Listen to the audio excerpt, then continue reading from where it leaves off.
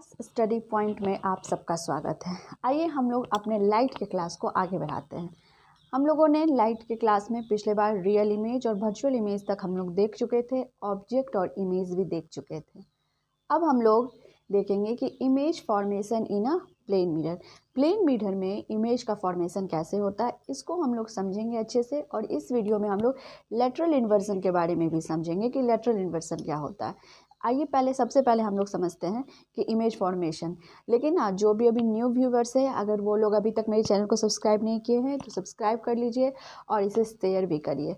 आइए हम लोग शुरू करते हैं नेक्स्ट टॉपिक। अभी हम लोग देखेंगे कि प्लेन मिरर में कैसे इमेज फॉर्मेशन होता है। ठीक है, तो इमेज फॉर्मेशन, ठीक है, आप लोग वो पीछे वाला सारा क्लासेस को अच्छे से समझ लिए होंगे, तो ये आज जो क्लास हो रहा है ना, इसमें आप लोगों को कोई दिक्कत नहीं होगा। जो लॉ ऑफ रिफ्लेक्शन को अच्छे से समझ लिए हैं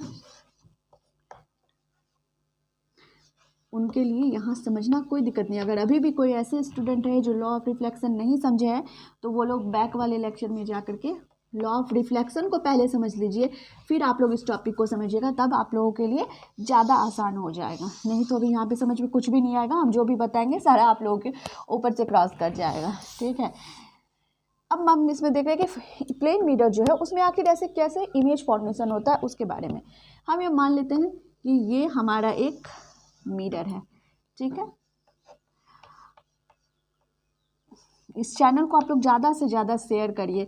हम चाहते हैं कि हर बच्चे तक ये सारा वीडियो क्लास पहुँचे और उन लोगों को कुछ हेल्प हो सके, तो बहुत ही अच्छा रहेगा।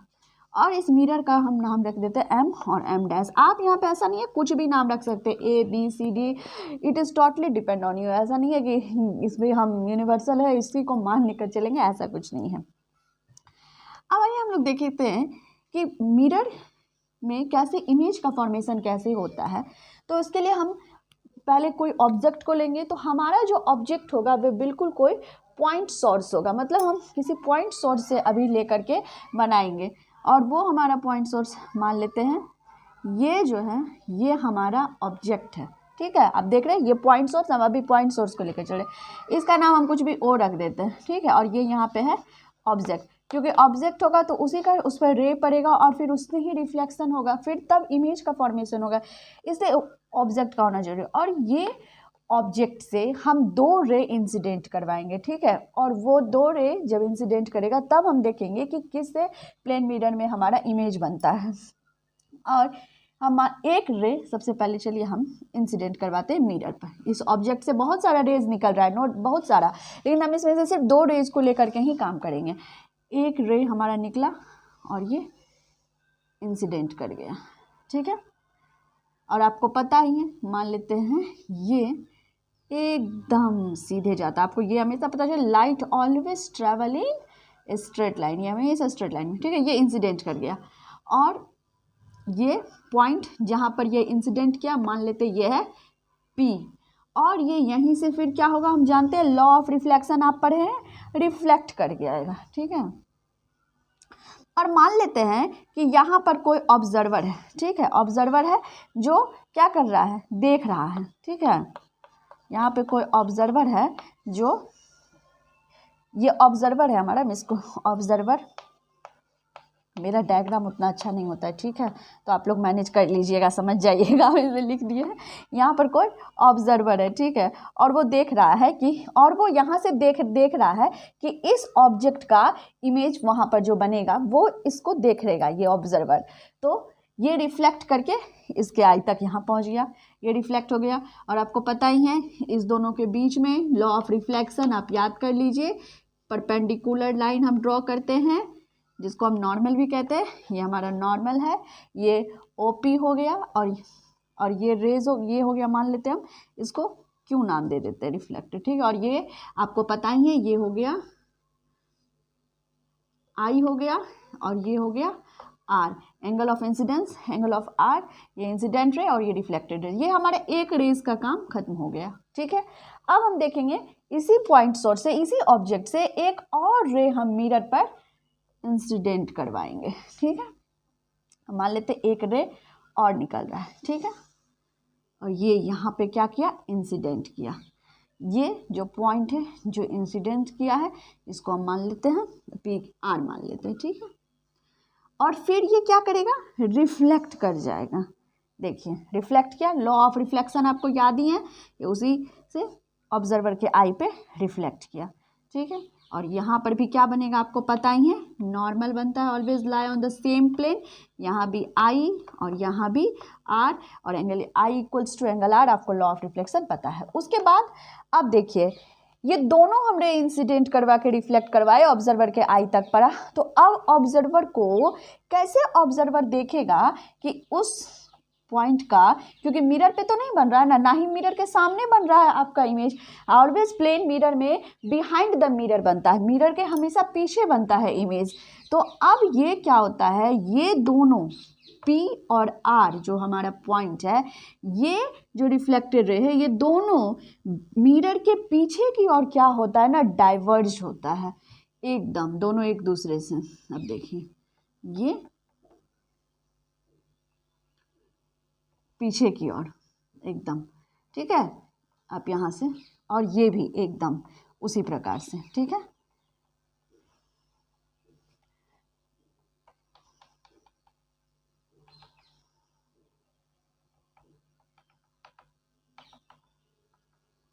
देखिए ये यहाँ पर ये दोनों धीरे धीरे जा करके जहाँ पर मिलता है वहीं पर हमको क्या दिखता है, इमेज दिखता है। इस ऑब्जेक्ट का इमेज हमको यहाँ दिख रहा है, इमेज, ठीक है।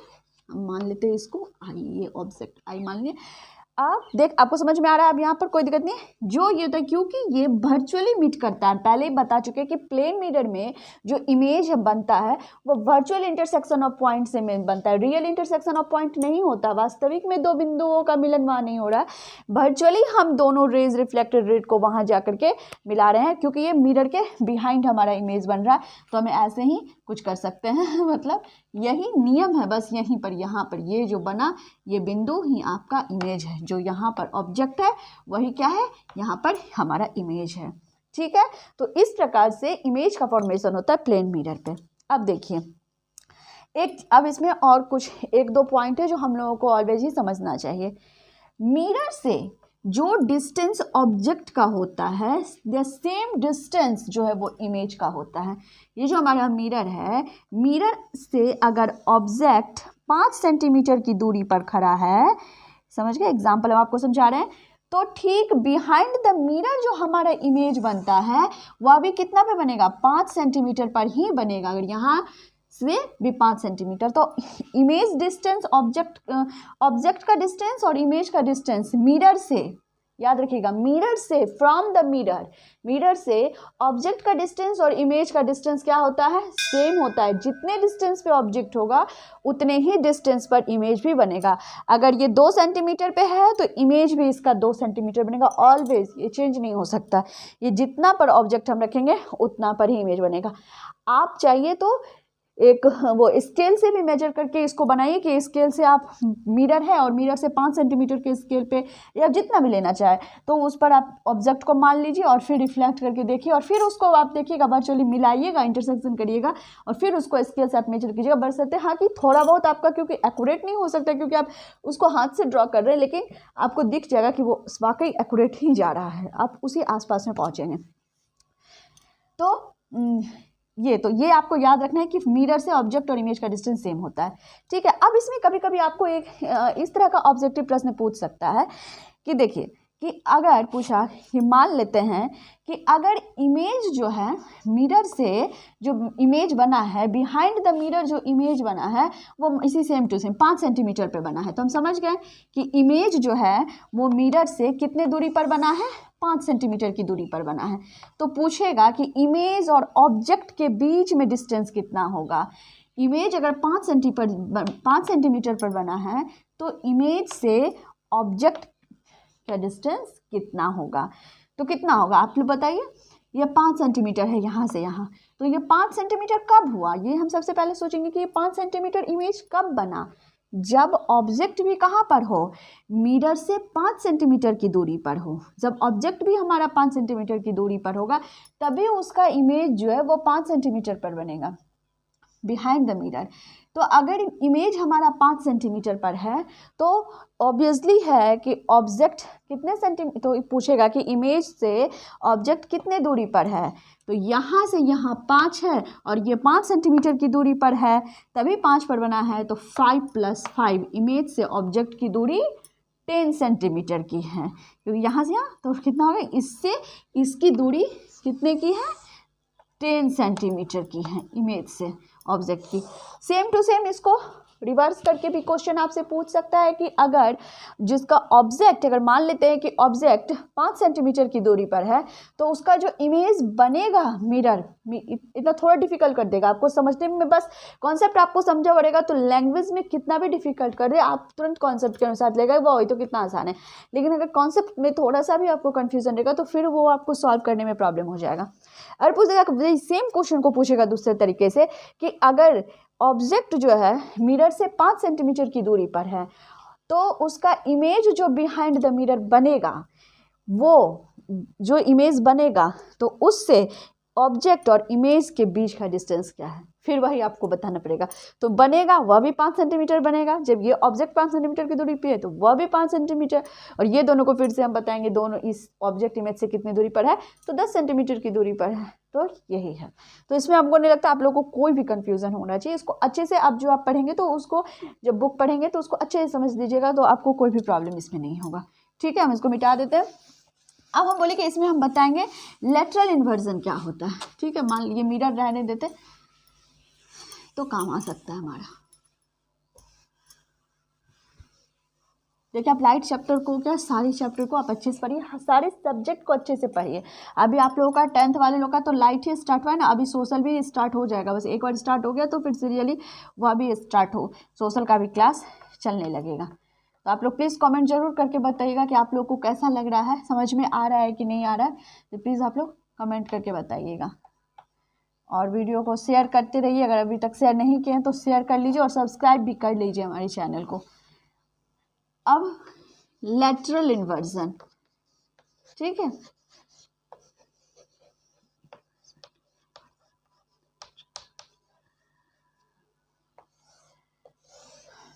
अब लेटरल इन्वर्जन कुछ नहीं है, बस सीधा सीधे आप अपने आप को बहुत बार जा करके मिरर में देखे होंगे तैयार होने के लिए। जब पार्टी में जा रहे होते होंगे तब तो आप लोग मिरर के पास से हटते ही नहीं होंगे, खास करके लड़कियां लोग तो नहीं ही हटती है।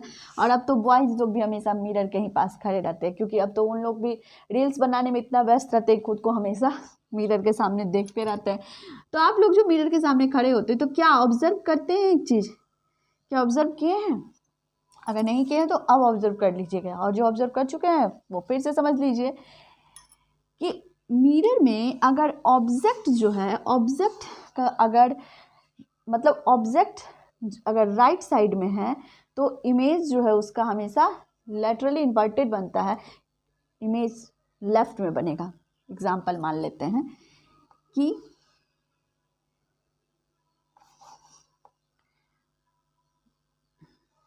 मान लेते ये कोई ऑब्जेक्ट है, ठीक है, तो नो डाउट ये मिरर है, ये ऑब्जेक्ट है, ठीक है, और ये मिरर से इतना दूरी पर है, और इमेज भी इसका क्या बनेगा, ठीक इसके सामने, इससे उतनी ही दूरी पर इसका इमेज भी बनेगा।